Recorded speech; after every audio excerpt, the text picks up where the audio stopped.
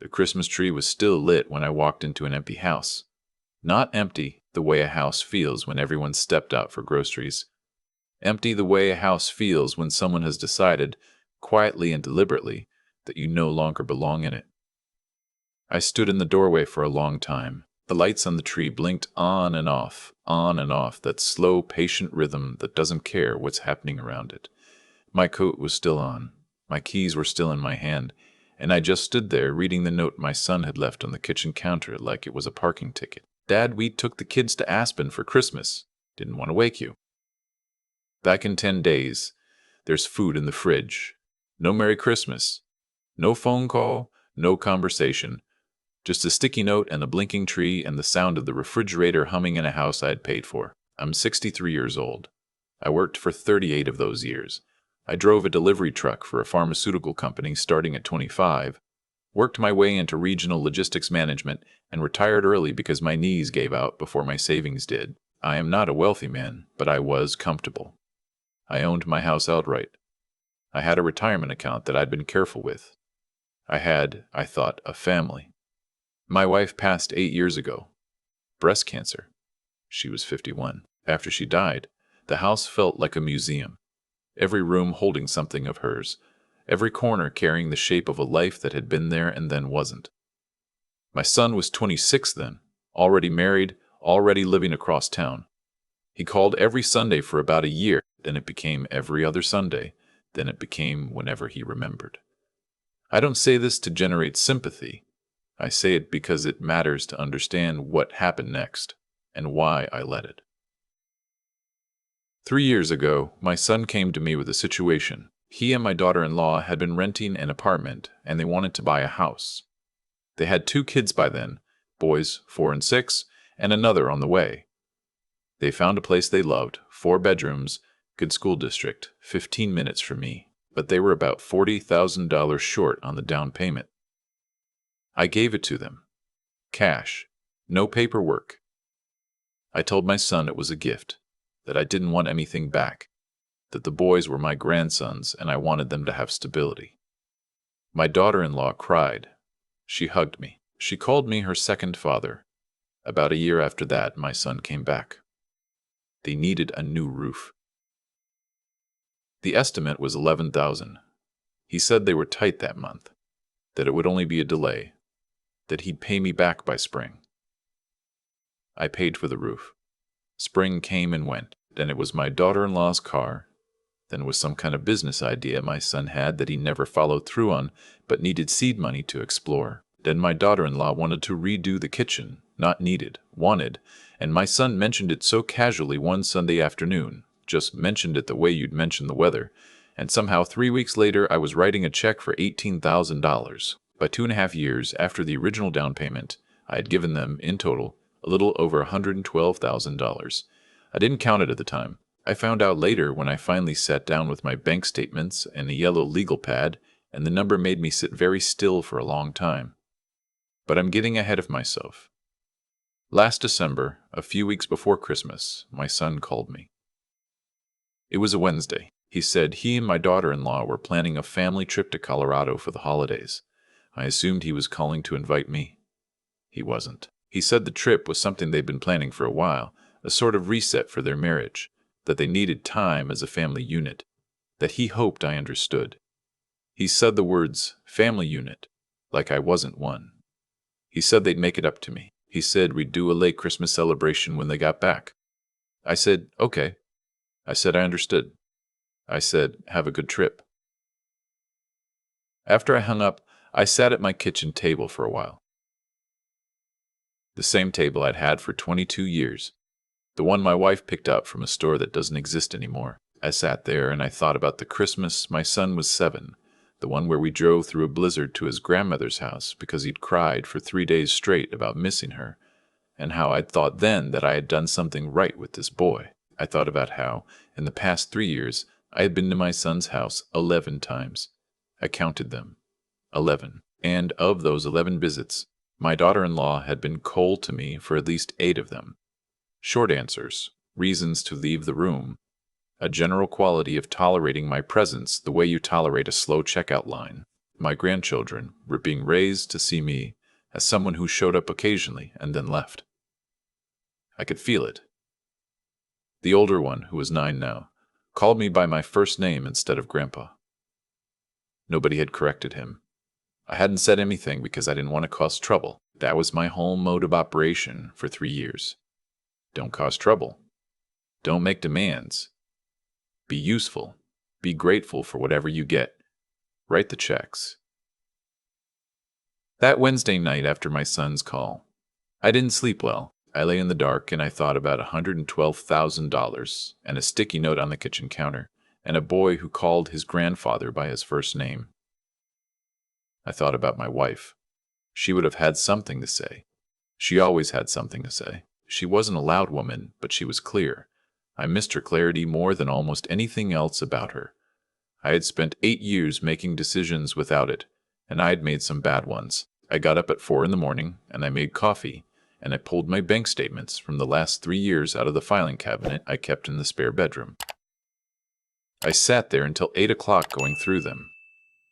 The yellow legal pad filled up, $112,400, give or take.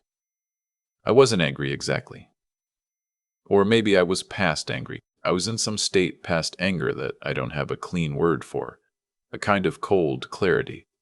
The way the air feels right before a storm when everything gets very still and very sharp. I called my accountant first. He's a man I've known for 20 years. The kind of person who doesn't ask unnecessary questions and doesn't tell you what you want to hear. I went through the numbers with him. He didn't say much until I was done. Then he said, "Did you document any of this as loans?" I said no. He said, "Did you document any of it at all?" I said no. He was quiet for a moment. Then he said, "Okay, let's talk about what you want to do." What I wanted to do took about 2 weeks to figure out. I talked to a lawyer, not a family law attorney, a general estate attorney, someone who deals with asset protection and financial planning. I reorganized my retirement account so that it was held in a trust with specific provisions. I met with my bank and changed some things about my accounts. I didn't do anything dramatic. I didn't do anything irreversible. I just stopped being the version of myself that was easy to take advantage of. And then Christmas came.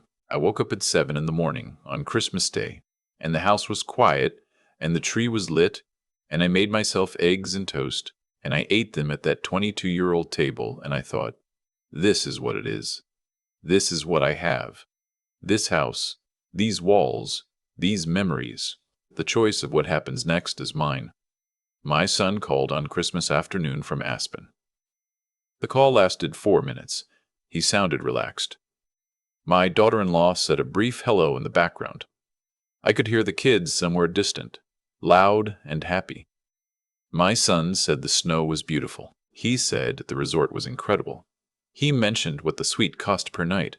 I don't know why he mentioned it, maybe habit, maybe wanting me to know they were doing well.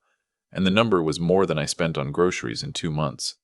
I said that sounded wonderful. I wished him a Merry Christmas. I hung up. I sat very still after that. I am not, by nature, a person who dwells on grievances. I was raised by a man who believed that if you had a problem with someone, you said so directly, and if they didn't change, you dealt with the situation and moved on. I had not said so directly.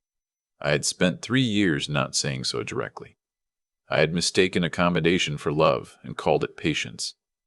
But here's the thing about becoming clear-eyed. Once it happens, you can't undo it.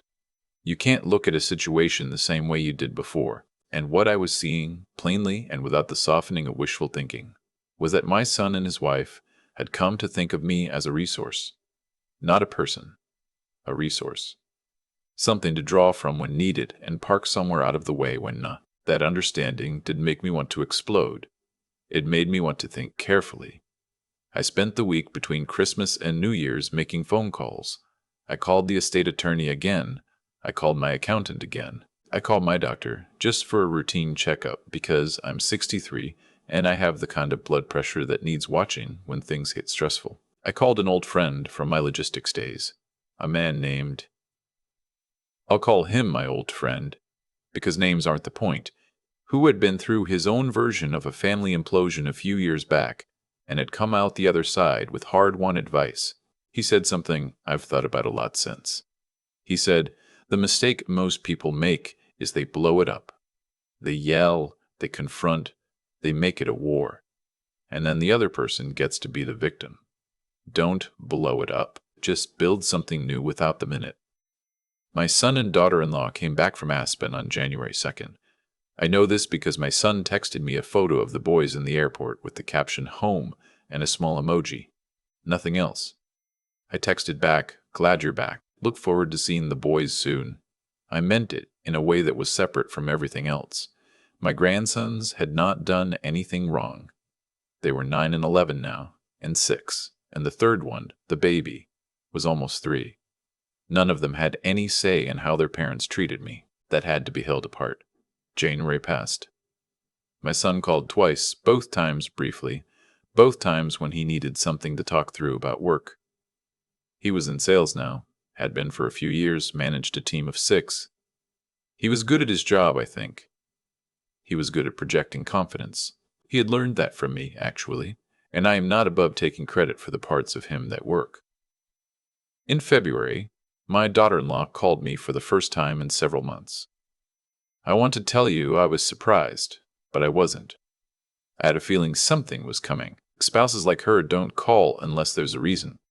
She was warm on the phone, warmer than she'd been in person in years. She asked how I was doing. She said the boys talked about me all the time. I did not believe this, but I let it go. She said they'd been thinking, she and my son, and they had a proposition for me. They wanted to expand the house.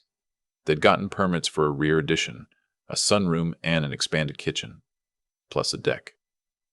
The contractor estimate was $62,000.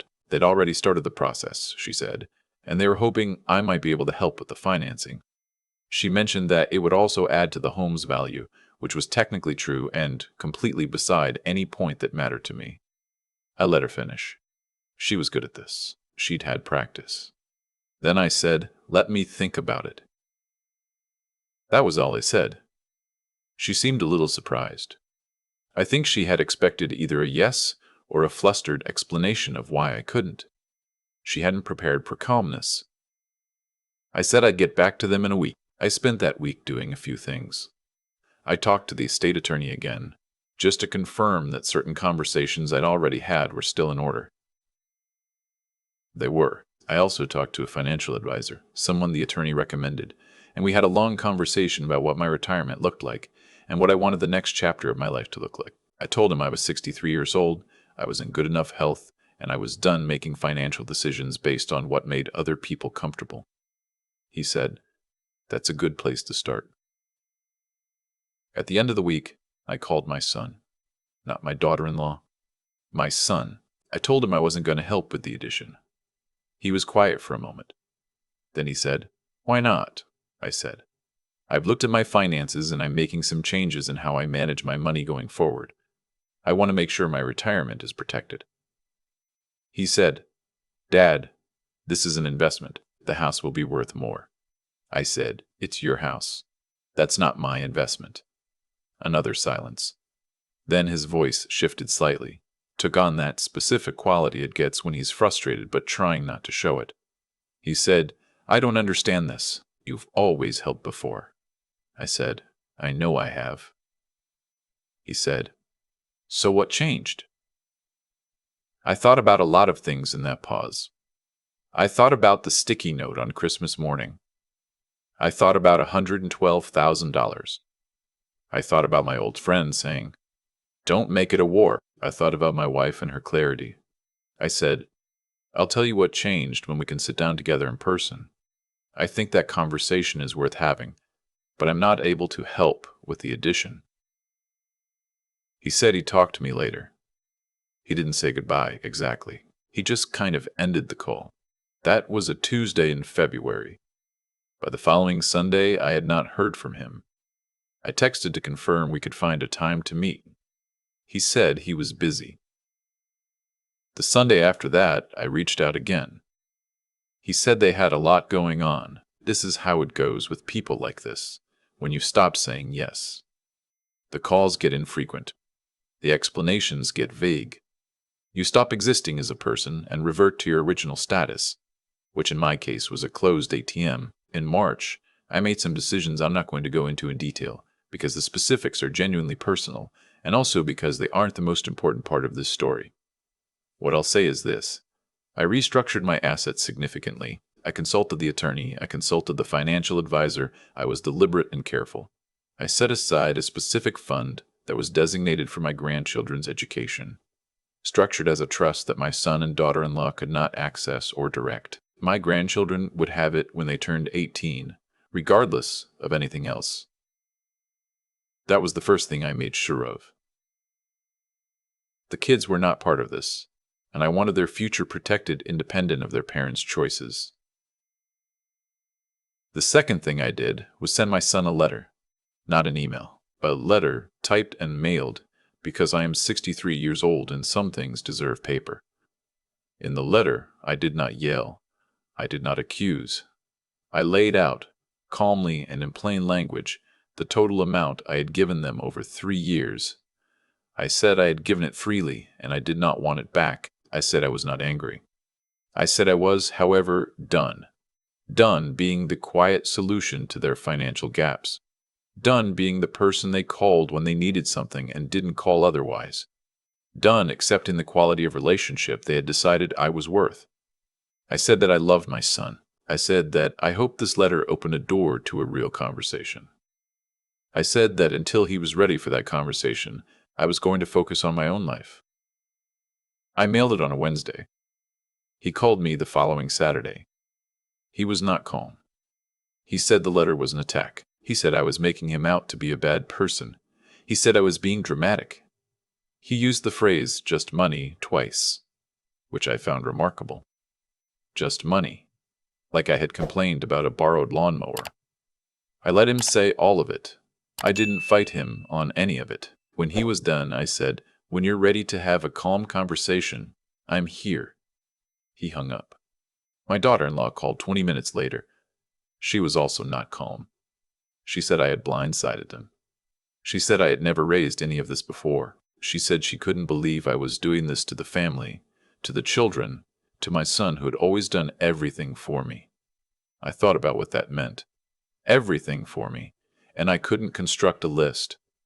But I didn't say that. I said the same thing I'd said to my son. When you're ready for a calm conversation, I'm here. She said some other things. I let her say them. Then I said goodnight and hung up. The weeks that followed were quiet, not peaceful exactly. The kind of quiet that has texture to it, that you have to sit with. I went to the gym 3 mornings a week, which I hadn't done since before my wife died. I started cooking again, real cooking, not just reheating things. I had dinner with my old friend twice. I went to my grandson's baseball game in April, the one my son texted me about, and I sat in the bleachers, and I watched that 9-year-old boy run the bases, and I felt something uncomplicated for the first time in years. My son was there, at the game. We sat about 10 feet apart.